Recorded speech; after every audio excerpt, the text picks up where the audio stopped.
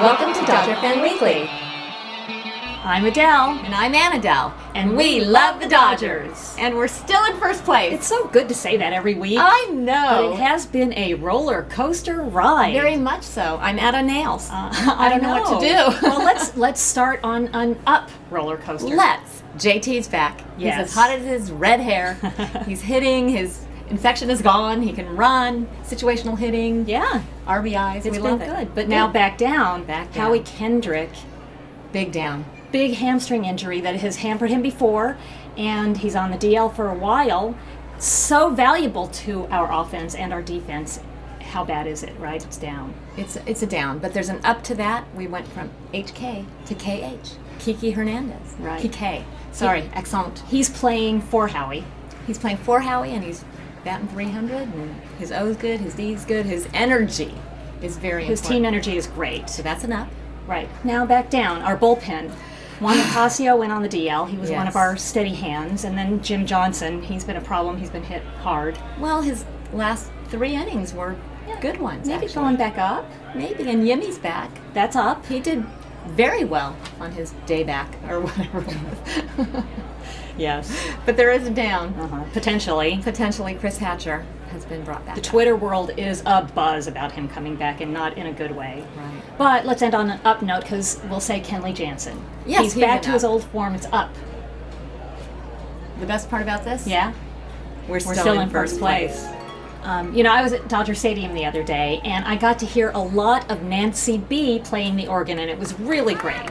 Well, the thing about the organ and baseball games is there's a visceral reaction to it. Right. I mean, even before the season starts, MLB TV and Dodgers TV, they all do the dun dun dun, Yes. or dun dun dun dun dun, and it's baseball season. So we wanted to explore the history of how the organ became part of baseball. Right. So how did it happen? I don't know, historically, throughout history, the organ was always associated with sacred settings, With the at church. church up through the 20th century,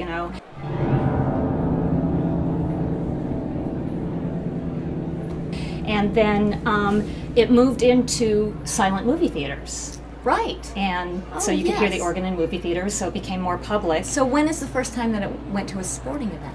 The first sporting event where an organ was featured was 1929 with the Chicago Blackhawks at Chicago Stadium. Hockey. And they had what was called the mother of all organs. It was called the Barton Console organ. And it had hundreds of pipes, and it cheered up the team and the fans, and lots of hockey teams adopted it because it was such a great setting for an organist. Well, it revs up the fans, and Right. hockey and organs are Go together together. today. That's exactly right. But when was the first time it came to baseball? Well, in 1941 in Chicago, Wrigley Field, Chicago course. Cubs versus the St. Louis Cardinals. Dun dun dun! Ooh, drama. It was See, very. it adds drama to already dramatic rivalry. It does. And the Sporting News wrote about it and said what a joy it was to have organ music at the baseball game. It created such a great experience. So the very next year, the very first permanent organ in a baseball stadium was at Ebbets Field. Dodgers. 1942, Brooklyn Wow, Dodgers. that's cool. Well, it is cool. So, of course, they had to hire a full-time organist. And they hired a lady named Gladys Gooding.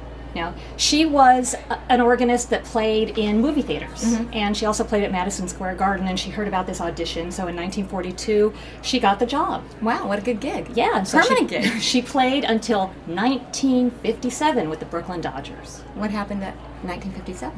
The team moved to L.A. That's right. She stayed in New York, and they left. That's when the music died, because there was no music in the Coliseum the entire time the Dodgers were there. That's right. Isn't that crazy? I can't imagine. Well, they remedied that, because in 1962, when they built Dodger Stadium, they planned on an organist, and Bob Mitchell was the first Dodger Stadium permanent organist. And he played till he retired in 1966, and between 67 and 71, we don't really know who played the organ at Dodger Stadium, so if any of you guys know, Yeah, please let us know. We couldn't find anything. But in 1972, the history of permanent organists started again. At Dodger Stadium. At Dodger Stadium. That's right. A Dodger fan named Helen Dell heard about an audition. She was an organist. She got the job. Right. She was there for 15 years. She retired in 1987, and I remember her. Right. And then in 1988, We got Nancy Bea. who we have today. That's right. And the reason why we bring her up is because not only because we have her today, but at the beginning of this season, actually, the front office and the Dodger organization was kind of edging her out to put more stimulation into the stadium, the recorded music, the Right, because games. all the stadiums have these big, sound systems now. So they play songs and they have contests. And Nancy Bea, took umbrage. she did, and she took umbrage. And she went to the Twitter world and she said, you know what, I didn't sign up for this. I don't want to just play the seventh inning stretch. And the fans responded.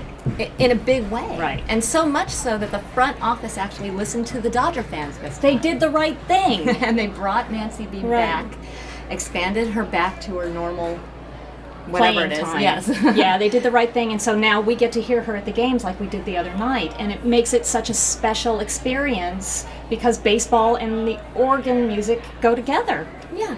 In fact, dare we say, it might be sacred.